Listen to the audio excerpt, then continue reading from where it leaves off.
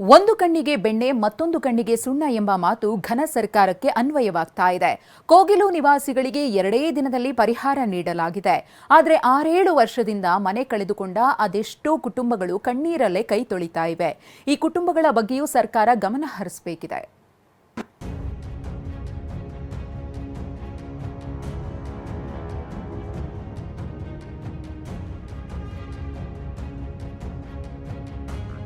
ಕೋಗಿಲು ನಿರಾಶ್ರಿತರಿಗೆ ಕಟಾಕಟ್ ಪರಿಹಾರ, ಪ್ರವಾಹ ಸಂತ್ರಸ್ತರಿಗಿಲ್ಲ ಆಶ್ರಯ. ಮಡಿಕೇರಿ ನಿರಾಶ್ರಿತರಿಗೆ ಪರಿಹಾರ ಯಾವಾಗ? ವೇಣುಗೋಪಾಲ್ರಿಂದಲೇ ಆದೇಶ ಬರಬೇಕಾ? ಯಾರು ಲಿಸ್ಟ್ ಕೊಡ್ತಾರೆ ಕಾರ್ಪೊರೇಷನ್ ಅವರು ಮತ್ತೆ ವೆರಿಫೈ ಮಾಡಿ ಜಿನೈನ್ ಪರ್ಸನ್ಸ್ ಯಾರ್ಯಾರು ಮನೆ ಕಳ್ಕೊಂಡಿದ್ದಾರೆ ಅವರಿಗೆ ಮನೆಗಳನ್ನ ಕೊಡ್ತಕ್ಕಂಥದಕ್ಕೆ ಲಿಸ್ಟ್ ಕೊಡ್ತಾರೆ ಅವರು. ಕಟಾಕಟ್ ಪರಿಹಾರ, ಟಕಾಟಕ್ ಮನೆ. ಶನಿವಾರ ಕೇರಳ ಸಿಎಂ ಮತ್ತು ವೇಣುಗೋಪಾಲ್ರಿಂದಲೂ ಬಂದ ಒಂದೇ ಒಂದು ಟ್ವೀಟ್ ನಿಂದ ಸರ್ಕಾರ ಅಲರ್ಟ್ ಆಗಿದೆ. ಕೋಗಿಲು ನಿರಾಶ್ರಿತರಿಗೆ ಕಟಾಕಟ್ ಪರಿಹಾರ ಒದಗಿಸುತ್ತಿದೆ. ಮನೆ ಕಳೆದುಕೊಂಡ ಅರ್ಹರಿಗೆ ಬೈಯಪ್ಪನಹಳ್ಳಿಯಲ್ಲಿ ಫ್ಲಾಟ್ ನೀಡಲು ನಿರ್ಧರಿಸಿದೆ. ಇದಕ್ಕಾಗಿ ಅಧಿಕಾರಿಗಳು ಅಖಾಡಕ್ಕಿಳಿದಿದ್ದಾರೆ. ಮಿಂಚಿನ ವೇಗದಲ್ಲಿ ಪರಿಹಾರ ನೀಡುವ ಕಾರ್ಯ ನಡೆಯುತ್ತಿದೆ. ಜಿಬಿಎ ಮತ್ತು ಜಿಲ್ಲಾಡಳಿತದಿಂದ ನಿರಾಶ್ರಿತರ ದಾಖಲೆ ಸಂಗ್ರಹವಾಗ್ತಿದೆ. ರಾಜೀವ್ ಗಾಂಧಿ ವಸತಿ ಅಧಿಕಾರಿಗಳು ಸಾಥ್ ನೀಡಿದ್ದಾರೆ. ಪ್ರತಿ ಮನೆಯಿಂದಲೂ voter ID, current bill, Aadhaar card, ತಾತ್ಕಾಲಿಕ ಆದೇಶ ಪ್ರತಿ ಮತ್ತು ರೇಷನ್ ಕಾರ್ಡ್ ಸಂಗ್ರಹಿಸಲಾಗ್ತಿದೆ. ನಿವಾಸಿಗಳ ಅರ್ಹತೆ ನೋಡಿ ಮನೆ ಕೊಡ್ತೀವಿ ಅಂತ ಜಿಬಿಎ ಮುಖ್ಯ ಆಯುಕ್ತ ಮಹೇಶ್ವರ್ ರಾವ್ ಹೇಳಿದ್ದಾರೆ. ಡೆಪ್ಟಿ ಕಮಿಷನರ್ ಮತ್ತೆ ನಮ್ಮ ಕಮಿಷನರ್ ಎಲ್ಲರೂ ಹೋಗಿ ಅಲ್ಲದ ಡೀಟೇಲ್ಸ್ ವೆರಿಫಿಕೇಶನ್ ಮಾಡ್ತಾರೆ. ಅವರ ಆಧಾರದ ಮೇಲೆ ನಾವು ನೋಡ್ಕೊಳ್ತೇವೆ ಯಾರನ್ನ rehabilitation GBA and DC office both are verifying. ಒಬ್ಬರಿಗೊಂದು ನ್ಯಾಯ, ಮತ್ತೊಬ್ಬರಿಗೊಂದು ನ್ಯಾಯ.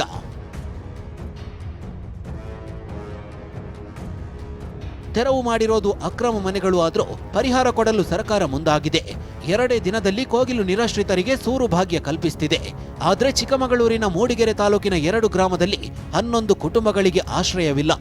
7 ವರ್ಷಗಳ ಹಿಂದೆ ಮಳೆಯಿಂದ ಮನೆಗಳು ನೆಲಸಮವಾಗಿದ್ದು ಮನೆ ಮಧುಗುಂಡಿಯ 11 ಕುಟುಂಬಗಳು ಮನೆಗಾಗಿ ಎದುರು ನೋಡ್ತಿವೆ. ಪ್ರತಿಯೊಂದು ಅಧಿಕಾರಿಗಳಿಗೆ ನಾವು ತಿರುಗಿ ಈಗ ಹೇಳಿದ್ದೀವಿ. ಬರೀ ಭರವಸೆ ಕೊಟ್ಟಿದ್ದಾರೆ ಬಿಟ್ಟರೆ ಬೇರೇನೂ ಇಲ್ಲ.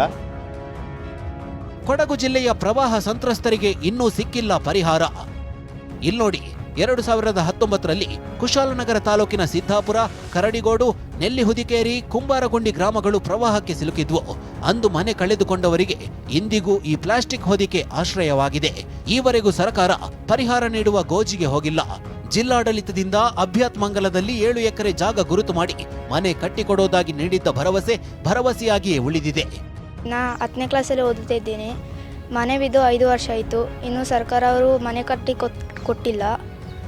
ತುಂಬ ಕಷ್ಟ ಆಯ್ತದೆ. ಅಪ್ಪ ಅಮ್ಮನ ನೋಡೋತ್ತಿಗೆ ತುಂಬ ಬೇಸರ ಆಯ್ತದೆ. ಚಳಿ ಗಿಳಿ ಎಲ್ಲ ಜಾಸ್ತಿ. ಅಜ್ಜಿ, ಅಣ್ಣ, ತಮ್ಮ ಎಲ್ಲ ಇದ್ದಾರೆ. ಒಂದು ಧರ್ಮದ ಓಲೈಕೆಗೆ ಅತಿ ವೇಗದ ಪರಿಹಾರ. ಸರ್ಕಾರದ ನಡೆಗೆ ಕೇಂದ್ರ ಸಚಿವ ಪ್ರಹ್ಲಾದ್ ಜೋಶಿ ಕಿಡಿಕಾರಿದ್ದಾರೆ.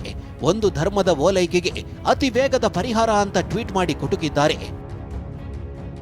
ಕರ್ನಾಟಕದ ಕಾಂಗ್ರೆಸ್ ಸರ್ಕಾರವು ಒಂದು ಧರ್ಮದ ಓಲೈಕೆ ಹಾಗೂ ತುಷ್ಟೀಕರಣಕ್ಕಾಗಿ ಅತಿ ವೇಗವಾಗಿ ಹಾಗೂ ತುರ್ತಾಗಿ ಔಪಚಾರಿಕ ಪರಿಹಾರ ನೀಡಲು ಮುಂದಾಗಿರುವುದು ಅತಿ ಬೇಸರದ ಸಂಗತಿ. ಬರ ಮತ್ತು ಪ್ರವಾಹದಂತಹ ವಿಪತ್ತುಗಳ ಪರಿಹಾರವನ್ನು ಪಡೆಯಲು ರಾಜ್ಯಾದ್ಯಂತ ಜನರು ವರ್ಷಗಳಿಂದ ಕಾಯುತ್ತಿದ್ದರು. ಈ ಸಂದರ್ಭದಲ್ಲಿ ಕೇವಲ 2 ದಿನಗಳಲ್ಲಿ ಒಂದು ಸಮುದಾಯಕ್ಕೆ ಪರಿಹಾರ ಒದಗಿಸಲಾಗಿದೆ. ಗೃಹಲಕ್ಷ್ಮಿ ಫಲಾನುಭವಿಗಳು ಕಾಯಬಹುದೇ ವಿನಃ ಅಕ್ರಮವಾಗಿ ಅತಿಕ್ರಮಿಸಿದವರು ಕಾಯುವಂತಿಲ್ಲ. ನಮಗೆ ಸೂರಿಲ್ಲ ಅಂತ ಸಂತ್ರಸ್ತರೇ ಹೇಳಿಕೊಂಡ್ರು. ತನುಶ್ರೀ ಅಂತ ವಿದ್ಯಾರ್ಥಿನಿ ಅಳಲು ತೋಡಿಕೊಂಡ್ರು. ವಿಪಕ್ಷಗಳು, ಮಾಧ್ಯಮಗಳು ಕಿವಿ ಹಿಂಡಿದ್ರು. ದಪ್ಪ ಚರ್ಮದ ಸರಕಾರಗಳಿಗೆ ನಾಟಲ್ಲ. ಈವರೆಗೂ ಪರಿಹಾರ ಕೊಡಬೇಕು ಅಂದ್ರೆ ಶಂಖದಿಂದ ತೀರ್ಥ ಅಂತಾರಲ್ಲ, ಹಾಗೆ ಕೇರಳದಿಂದ ಹೈಕಮಾಂಡ್ನಿಂದಲೇ ಆದೇಶ ಬರಬೇಕೋ ಏನೋ. Bureau report, TV9.